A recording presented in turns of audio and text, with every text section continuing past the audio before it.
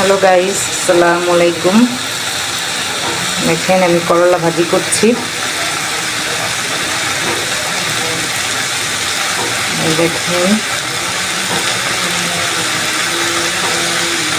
এখনো হয়নি করলা ভাজিটা, হলে আবার আপনাদেরকে দেখাবো। এই দেখেন বন্ধুরা, আমার ভাজিটা হয়ে গেছে।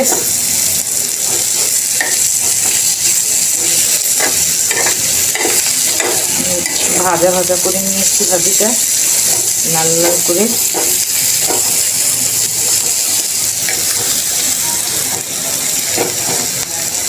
সবাই জানাবেন